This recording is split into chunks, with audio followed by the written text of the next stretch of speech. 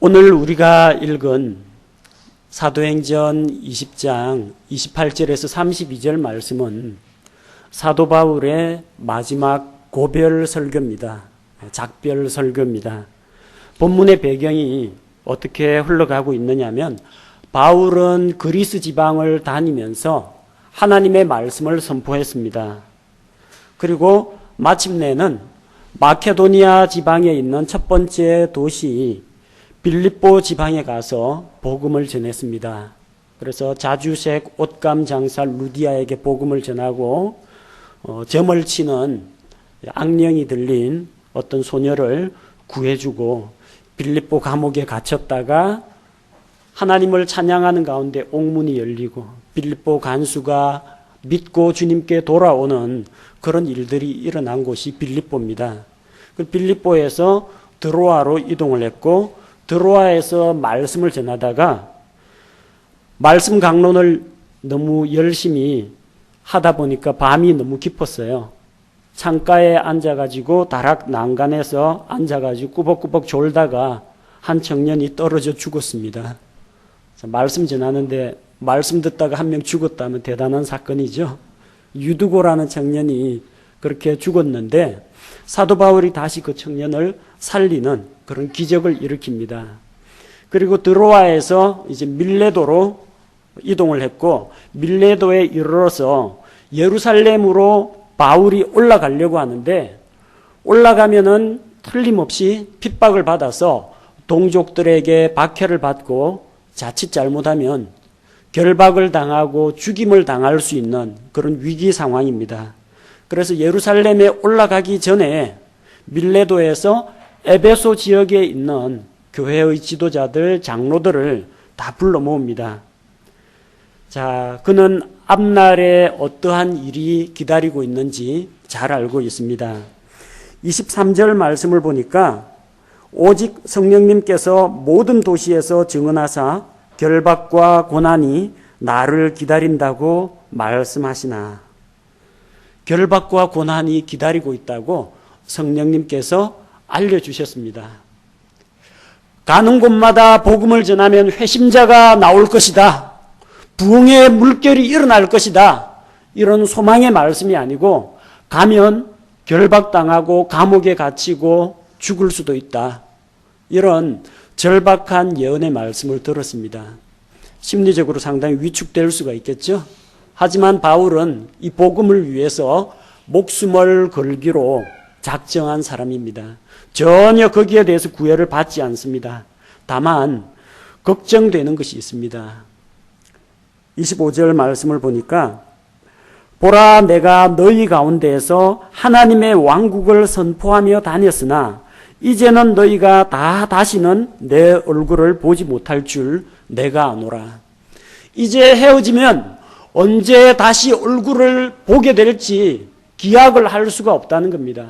이제 이 사람들은 누가 세워줘야 하는지, 이 사람들이 교회의 지도자들, 목사요, 장로요, 감독인데 이 사람들 다시 만나지 못하게 된다니 당장 눈물이 앞을 가리는 그 정도가 아닙니다. 그냥 헤어짐이 아쉽다면 그냥 한바탕 울고 포옹하고 작별 인사하고 끝나면 되는데 사도 바울 마음속에는 거룩한 부담감이 있습니다. 하나님 앞에서 마음속에 무거운 짐이 있습니다. 앞으로 자기가 떠난 뒤에 교회 가운데 어떠한 위기와 어려움이 닥칠지 너무나 잘 알고 있기 때문입니다. 그래서 다 불러 모았습니다. 불러 모아서 마지막으로 고별 설교를 하는 겁니다. 여러분이 만약 어떤 친구를, 어떤 성도를, 가족을 다시 보지 못하게 된다. 그럴 경우 만나서 무슨 이야기 하겠습니까? 다음에 만날 때까지 건강해라. 사업 잘 되기 바란다. 이제 잠시 후면 다시 만날 거니까 아쉬워하지 말라. 이런 속편한 말 할 수 있으면 얼마나 좋겠습니까? 그러나 이제 헤어지면 다시 만날 수 없다는 그런 절박한 상황에서 사도 바울이 무슨 말을 하겠습니까? 그들에게 반드시 들려줘야 할 핵심적인 이야기를 할 수밖에 없는 상황입니다. 지금 자기가 떠난 뒤에 닥칠 위기와 어려움과 어떻게 그 어려움을 헤치고 나올지 그 방법을 알려주지 않을 수가 없는 그런 상황입니다. 사도 바울은 먼저 지난날 하나님께서 자기를 어떻게 인도하셨고 또 어떠한 길로 그를 사용하셨는지 지나간 날의 사역에 대해서 간단히 회고를 합니다.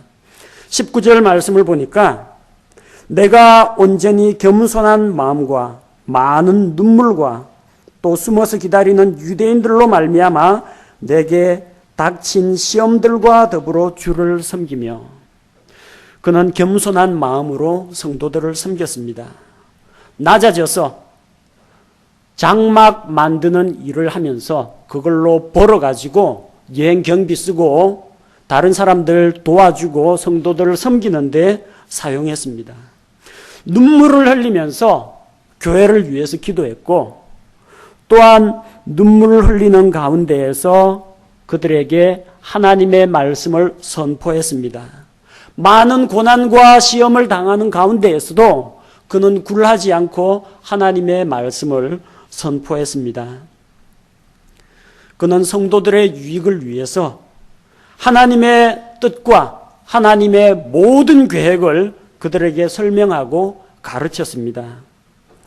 20절 말씀을 보니까 너희에게 유익한 것은 어떤 것도 숨기지 아니하고 너희에게 보여주며 공중 앞에서 또 집에서 집으로 다니며 너희를 가르치고 그리고 그 과정에서 27절 말씀과 같이 이는 내가 지금까지 회피하지 아니하고 하나님의 모든 계획을 너희에게 밝히 말하였기 때문이라. 하나님의 모든 뜻과 계획을 그들에게 알려주었습니다. 구원을 향한 하나님의 계획과 뜻, 그들의 영적인 성장과 장차 그들이 천국에서 누리게 될 보상에 대해서, 마지막 날에 대해서 성도들의 영원한 소망인 몸의 부활과 휴거와 그리스도의 심판석에 대해서도 이야기했습니다. 다 이야기했습니다. 그 중에서 가장 핵심적인 것을 꼽으라고 하면 21절 말씀과 같이 하나님을 향한 회개와 우리 주님을 향한 믿음을 증언했습니다. 사람들로 하여금 하나님의 말씀을 통해서 그들이 죄인이라는 것을 보여주고 그 죄의 결과 심판과 형벌이 기다리고 있다는 것을 선포했습니다. 그래서 십자가에 달린 예수 그리스도를 믿음으로 받아들임으로 말미암아 그들이 구원을 받게 된다는 것을 예수 그리스도 십자가 죽음과 부활에 대해서 선포를 했습니다. 이 일을 위해서라면 자기 생명을 조금도 아까운 줄로 여기지 않는다고 그는 고백했습니다. 그러면서 에베소 지역에 있는 교회의 장로들에게 마지막으로 부탁을 합니다. 이 장로라는 사람은 17절에 보니까 에베소 교회의 장로들, 영적인 지혜와 분별력을 갖춘 사람들입니다. 동시에 그들은 28절 말씀에 나오는 것처럼 하나님께서 그들을 교회의 감독자로 세웠습니다. 교회에 나아갈 방향을 결정하고 올바른 분별력을 가지고 사람들을 인도하고 다스리는 역할을 합니다. 또한 하나님의 피로 사신 교회를 먹이는 목양자로 그들을 하나님께서 세우셨습니다. 그래서 그들에게 마지막으로 권면의 말을 전달합니다. 교회에 대해서 이야기합니다. 하나님께서 피로 값주고 사신 교회에 대해서 그들에게 이야기합니다. 사도 바울의 관심은 석별의 정을 나누고자 하는 것이 아니고 이별의 아쉬움을 호소하는 것이 아니고 나를 잊지 말고 기억해달라는 이야기가 아니고 여러분들이 맡은 교회, 그 교회를 잘 돌보고 주의를 기울이고 잘 먹일 것을 이야기하고 있습니다. 교회가 무엇입니까? 교회는 예배당 건물이 아닙니다. 이 예배당 건물은 그냥 건물입니다. 이 안에서 우리가 예배를 드리는 용도로 사용하기 때문에 예배당 건물이라고 합니다. 이 자체가 교회는 아닙니다. 유럽에 가보면 많은 나라에서 이 복음의 열정이 식어가지고 교회가 헐값에 팔린다고 합니다.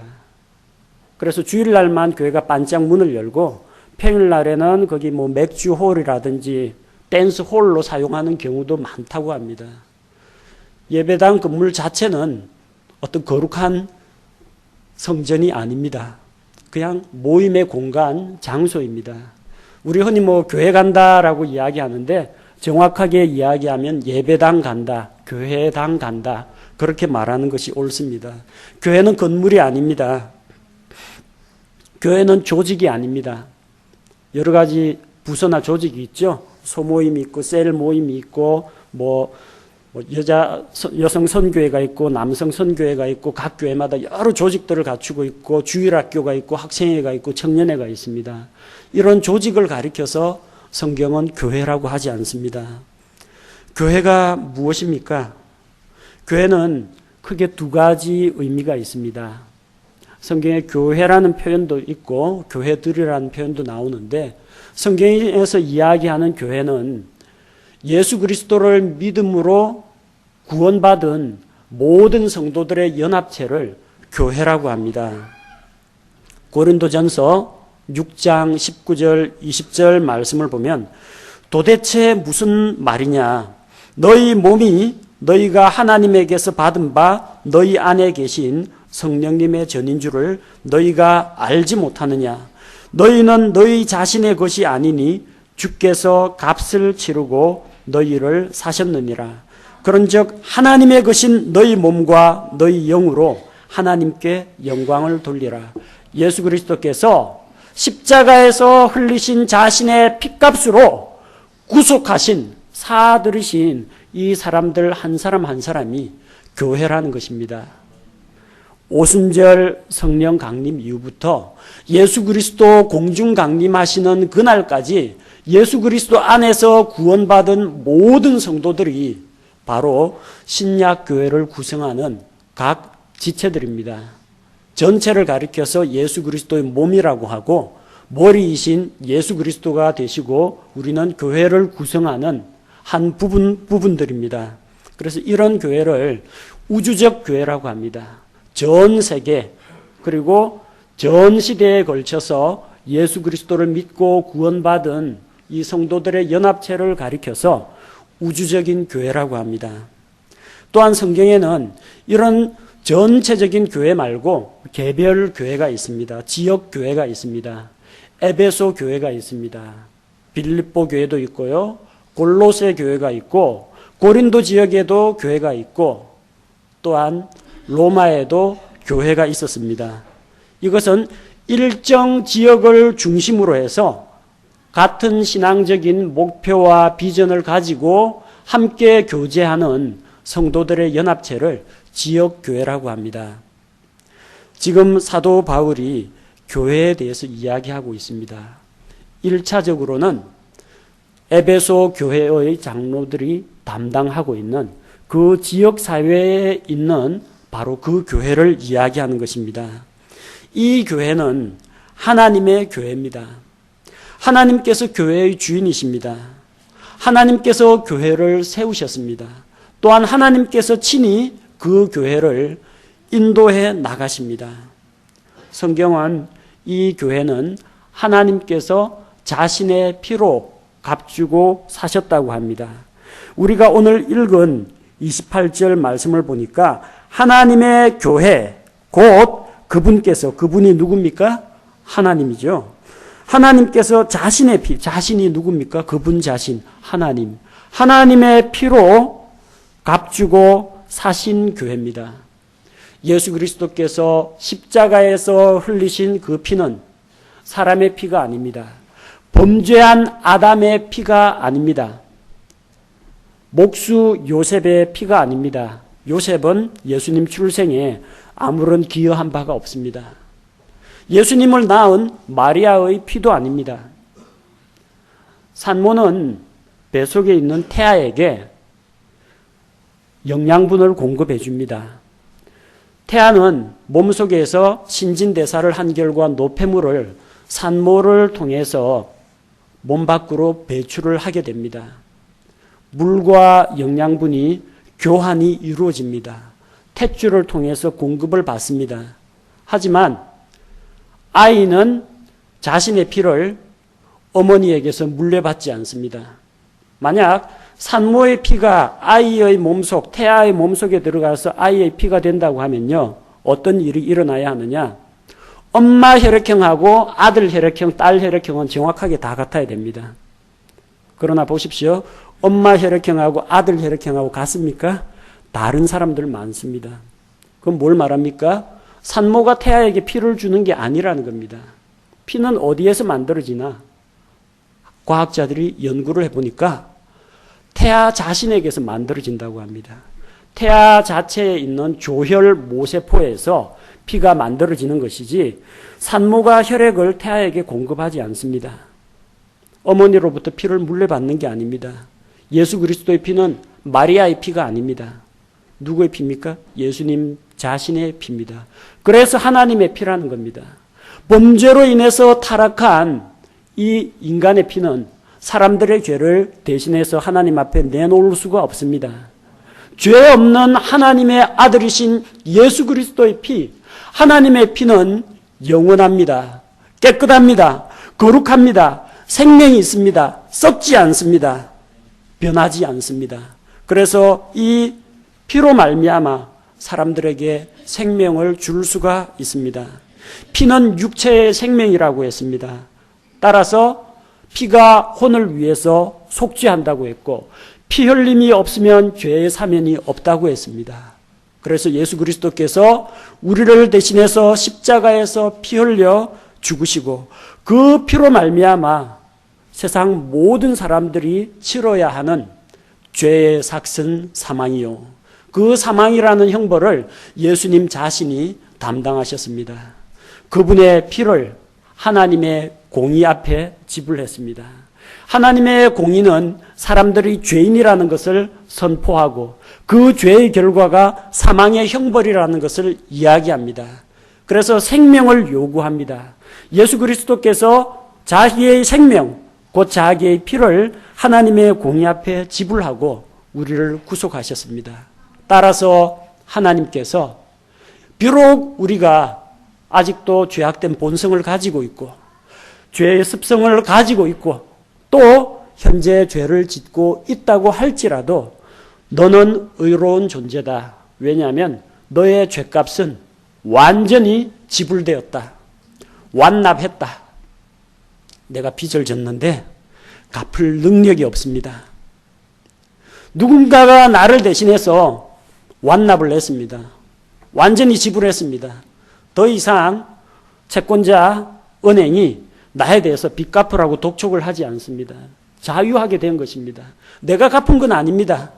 그러나 누군가 나를 대신해서 갚아줬는데 내가 그 은혜로운 선물을 받아들일 때 이 죄의 문제, 하나님 앞에서의 이 빚 문제가 완전히 청산된다는 것입니다. 그래서 예수 그리스도께서 자기 핏값으로 교회를 사신 것입니다. 그러니 이 교회가 얼마나 소중하고 영광스러운 모임인지 모릅니다. 하나님께서 이 교회를 위해서 목양자를 세웠습니다. 그래서 그들에게 말씀하십니다. 너희는 온 양떼에게 주의를 기울이라고 했습니다. 성도들의 필요와 상태를 잘 관찰하라는 말씀입니다. 교회의 감독자로 세웠습니다. 교회의 목표와 방향과 돌아가는 환경과 이런 것들을 냉철하게 잘 관찰하고 성도들을 바르게 인도하라는 것입니다. 교회를 먹이라고 했습니다. 바른 진리의 말씀을 성도들에게 가르치고 그들이 성경을 이해할 수 있도록 도우라는 말씀입니다. 그런데 사도 바울은 한 가지 마음속에 걱정이 있습니다. 앞으로 자기가 떠나간 다음에 어떤 일이 벌어질지 그는 예측을 하고 있습니다. 29절 말씀을 보니까 내가 이것을 아노니 곧 내가 떠난 뒤에 어떤 일이 일어나요? 사나운 이리들이 너희 가운데로 들어와 양떼를 아끼지 아니할 것이요. 사도 바울은 두 가지를 이야기합니다. 첫 번째는 교회 밖에서 안으로 쳐들어오는 위협 요소, 대적들에서 대해서 이야기합니다.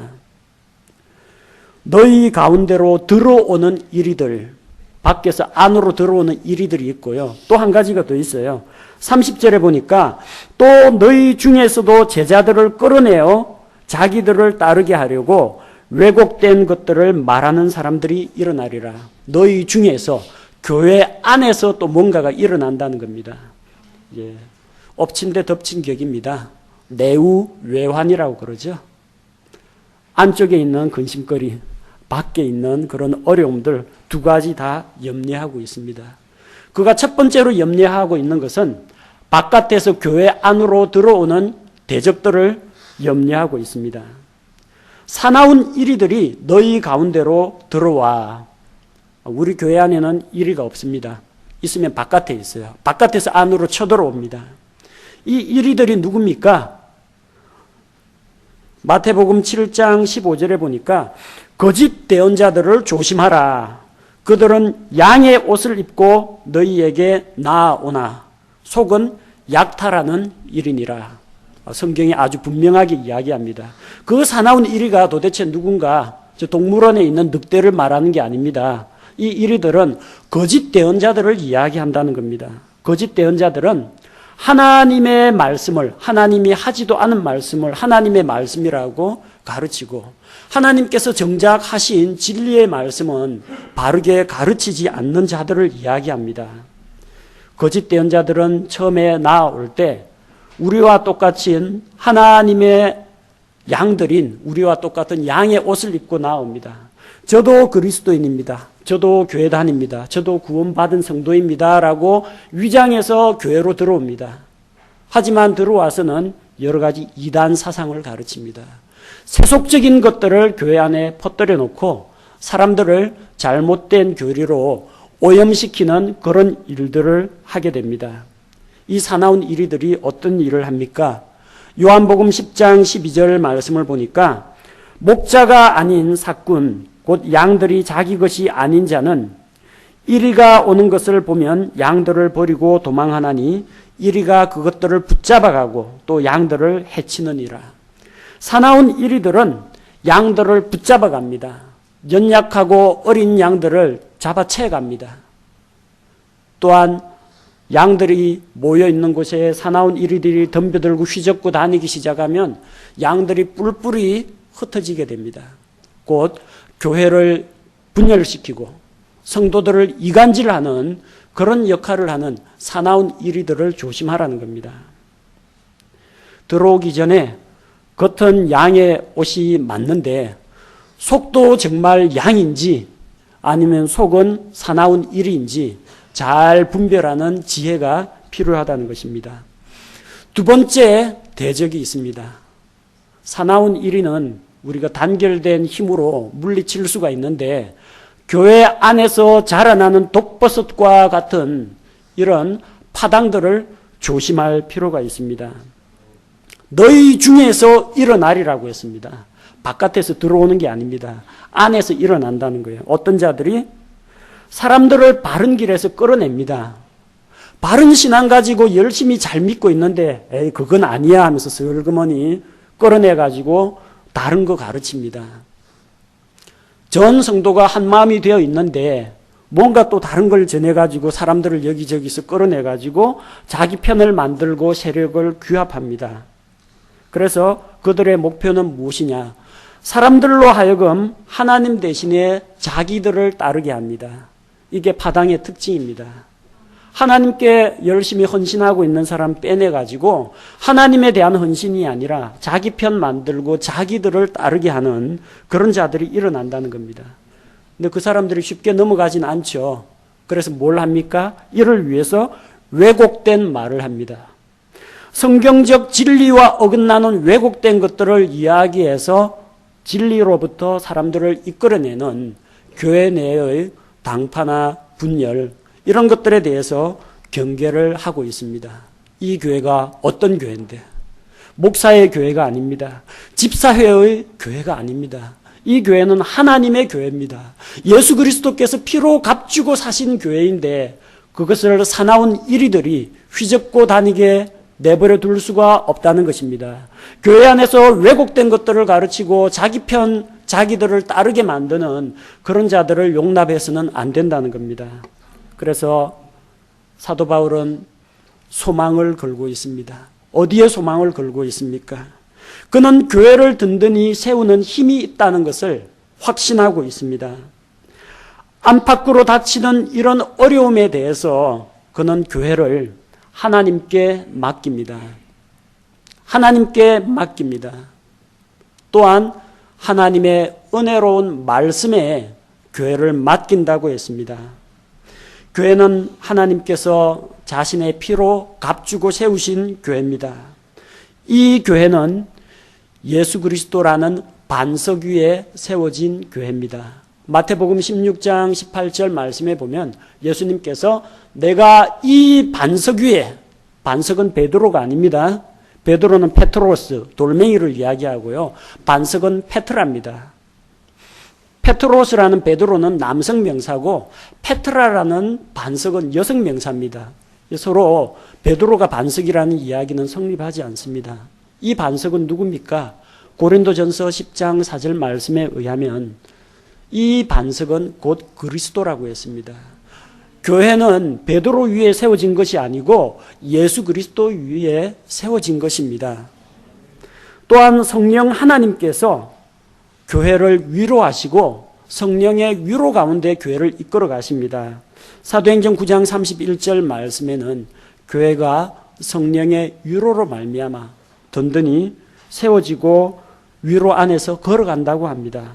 성부, 성자, 성령 하나님께서 이 교회를 맡고 계십니다.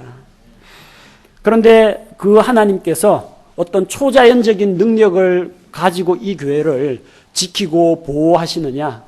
그런 방법을 사용하지 않고 말씀을 통해서 일하신다는 겁니다. 그래서 주 하나님의 은혜로운 말씀에 우리를 부탁한다고 했습니다. 하나님은 말씀을 통해서 일하십니다. 이사야 55장 10절 11절 말씀을 보니까 비와 눈이 하늘에서 내려와 거기로 되돌아가지 아니하고 땅을 적셔서 땅이 열매를 맺게 하고 싹을 내게 하여 씨 뿌리는 자에게 씨를 주고 먹는 자에게 빵을 주게 하는 것 같이 내 입에서 나아가는 내 말도 그러하여 그것이 헛되이 내게로 되돌아오지 아니하고 내가 기뻐하는 것을 이루며 내가 그 말을 보내어 이루게 하려는 일에서 형통하리니. 말씀이 능력이 있습니다. 이 말씀이 변화를 가져옵니다. 성장을 가져옵니다. 생명을 줍니다. 이 말씀은 하나님의 은혜의 말씀입니다. 은혜가 무엇입니까? 우리 아름다운 찬양이 듣고 나면 찬양이 은혜스럽습니다. 그러죠? 또 좋은 설교 한 편을 듣고 나면은 설교 말씀이 은혜가 됩니다. 많은 사람들은 자기 마음속에 감동을 받았다라는 것을 은혜 받았다 그렇게 이야기합니다. 그런데 성경에서 말하는 은혜란 무엇인가? 사람들에게 값없이 거저 베풀어 주시는 하나님의 선물을 가리켜서 은혜라고 합니다. 성경에는 이 은혜가 가득 차 있다는 겁니다. 하나님이 세상을 창조하시고 사람에게 복을 주셨습니다. 다산하고 번성하여 땅을 채우라고 하셨고 또한 그들로 하여금 하나님의 창조 세계를 다스리라고 사람에게 관리를 맡기셨습니다. 이런 복을 주셨습니다. 비록 사람이 죄를 지었지만 하나님께서는 그들에 대해서 오래 참고 기다리고 계십니다. 또한 하나님께서는 이 복음을 통해서 예수 그리스도의 복음을 통해서 구원의 선물을 값없이 우리에게 허락해 주셨습니다. 뿐만 아니라 우리가 이 세상을 살아가는 동안에 우리에게 꼭 필요한 소망의 말씀, 약속의 말씀, 기도응답에 대한 확신 이런 말씀들을 성경 곳곳에 우리를 위해서 주셨습니다. 이 말씀이 은혜의 말씀입니다. 하나님께서 이 죄인들을 향해서 베풀어 주신 그 놀라우신 은혜가 이 성경 말씀 속에 다 들어있다는 겁니다. 이 말씀에 너희를 부탁한다는 이야기입니다. 사도 바울은 교회를 목양자가 비록 말씀을 먹이고 관리하고 돌보고 이러는 책임이 있지만 목양자에게, 에베소 교회 장로들에게 교회를 맡긴다 그렇게 말하지 않았습니다. 목사 한 사람이 와서 교회를 성장시키고 부흥시킬 수는 없는 노릇입니다. 다만 목양자는 성도들에게 이 은혜로운 말씀을 잘 설명해주고 먹이고 영적으로 성장할 수 있도록 도와주는 역할을 할 따름입니다. 하나님의 은혜의 말씀이 교회를 능히 든든히 세우고 상속 유업을 준다고 성경에 약속되어 있습니다. 우리가 오늘 읽은 말씀 32절 말씀을 보면 이제 형제들아 내가 너희를 하나님과 그분의 은혜의 말씀에 맡기노니 이 말씀이 너희를 능히 든든히 세워 거룩히 구별된 모든 자들 가운데서 너희에게 상속 유업을 주리라. 두 가지를 약속했습니다. 하나는 우리를 든든히 세운다고 했습니다. 우리의 믿음을 든든히 세워주는 것이 하나님의 말씀입니다. 골로새서 2장 7절 말씀을 보면 그분 안에서, 예수 그리스도 안에서 뿌리를 내리고 세워지며 가르침을 받은 대로 믿음 안에 굳게 서서 그 안에서 넘치도록 감사를 드리라고 했습니다. 재밌는 것이 그 안에서 뿌리를 내리라고 했습니다. 이 성도들이 식물이 아니죠. 살아있는 사람인데 뿌리를 내리라고 했어요. 뿌리는 누가 내려요?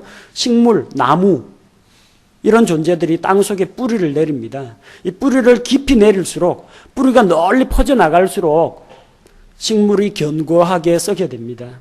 처음에 콩 심으면요, 뿌리가 나오고 이 떡잎이 쫙 벌어지는데 그 뿌리는 아주 미약합니다.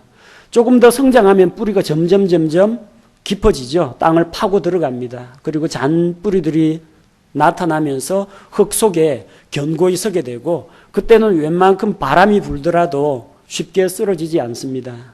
뿌리 깊은 나무는 바람에 흔들리지 않는다고 했습니다. 우리가 말씀을 통해서 예수 그리스도 안에 뿌리를 내리고 세워질 때 흔들리지 않습니다.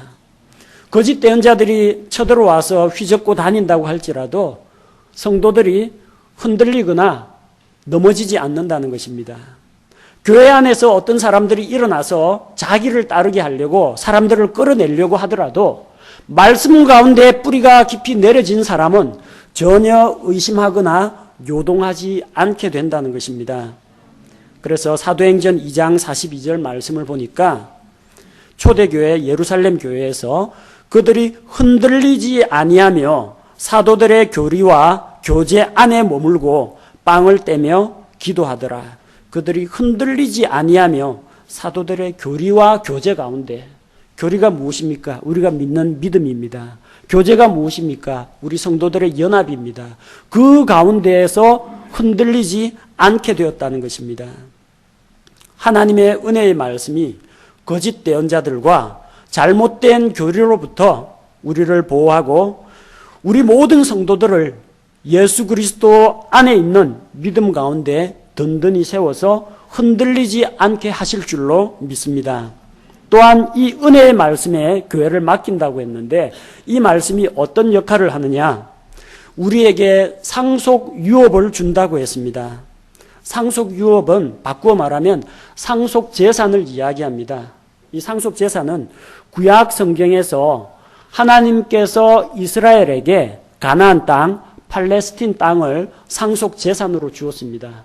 내가 이 땅을 영원토록 너와 내 자손에게 주리라. 아브라함에게 약속을 하셨습니다. 그 하나님께서 약속하신 것이 헛되지 않아서 이스라엘이 이집트에서 종살이하고 있을 때 그들을 하나님께서 인도하여 내시고 광야를 거쳐서 약속의 땅 가나안에 들어가게 하시고 가나안 7족속을 내쫓고 그 땅을 이스라엘에게 나누어 주셨습니다. 그래서 각 지파가 제비 뽑아서 상속 재산을 받았고 지파 안에서는 그 가족들이 제비 뽑아서 자기들의 땅을 나누어 받았습니다. 이 상속 재산은 영원합니다.